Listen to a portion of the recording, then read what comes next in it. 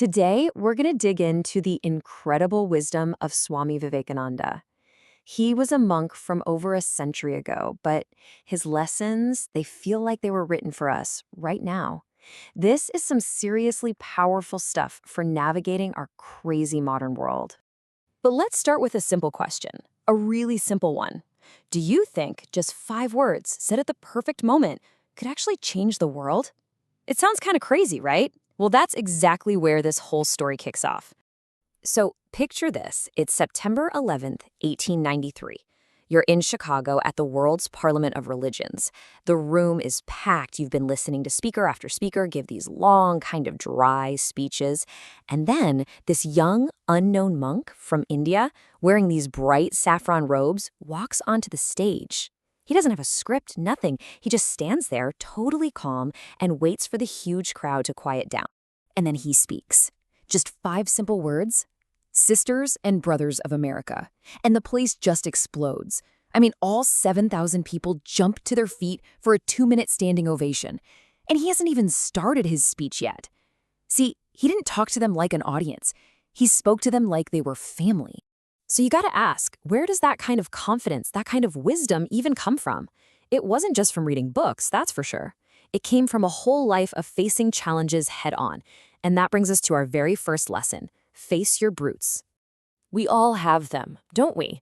Those ghosts of self-doubt that whisper in our ear, or those chattering monkeys of anxiety telling us we're not good enough. They're the fears that can totally paralyze us. Vivekananda's life is basically a masterclass in how to deal with them. When he was just a little kid, his name was Naran back then, he was told this scary story about a ghost that lived in his favorite climbing tree. The ghost would supposedly snap the neck of anyone who climbed it. So what did his friends do? They ran away, totally terrified. But Naren, he did the exact opposite. He climbed right up that tree, sat on a branch, and just waited. And you know what happened? Absolutely nothing. He decided to investigate his fear instead of just believing in it. He went back to his friends and said, "Don't believe everything just because someone says it. If that old man's story were true, my neck would have been broken long ago."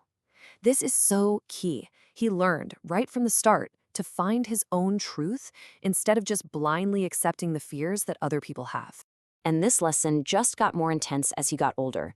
Fast forward a few years, he's walking down this narrow path when all of a sudden he's surrounded by a huge group of really aggressive monkeys.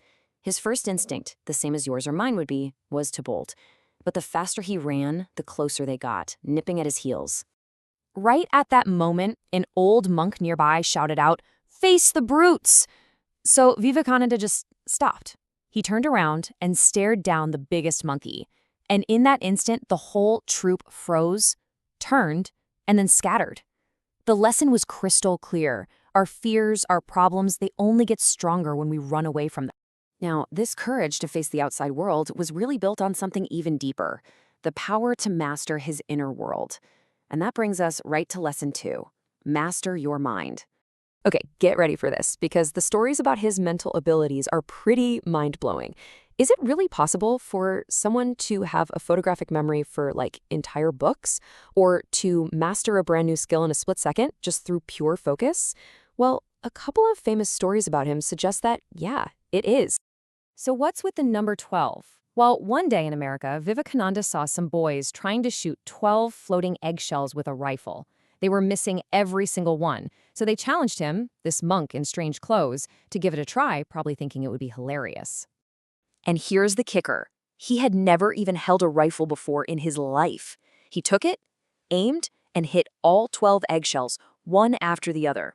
When they asked him how in the world he did that, his answer had nothing to do with shooting.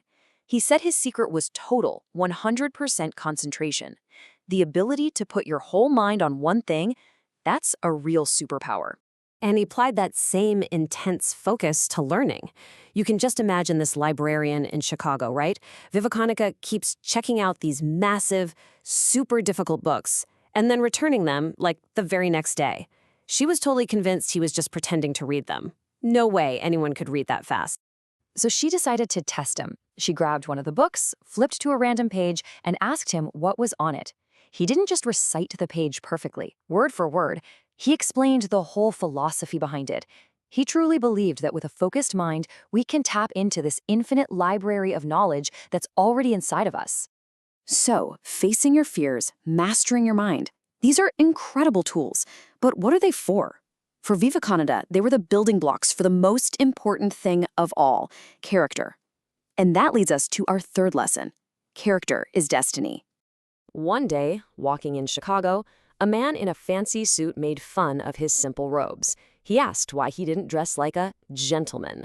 Vivekananda's response was just brilliant. He calmly said, "In your culture, it is the tailor who makes a gentleman. In my culture, it is character that makes a gentleman." And this wasn't just some clever comeback. It's how he lived his life. When his own mother asked him for a knife, he picked it up by the sharp blade and offered her the safe handle. As a kid, he tested the old custom of having separate smoking pipes for different social classes. He smoked from all of them and declared the smoke tasted exactly the same. His actions, again and again, showed a character built on putting others first and seeing everyone as equal. Okay, so we've got facing our fears, mastering our mind, and building our character. How do we put this all into practice?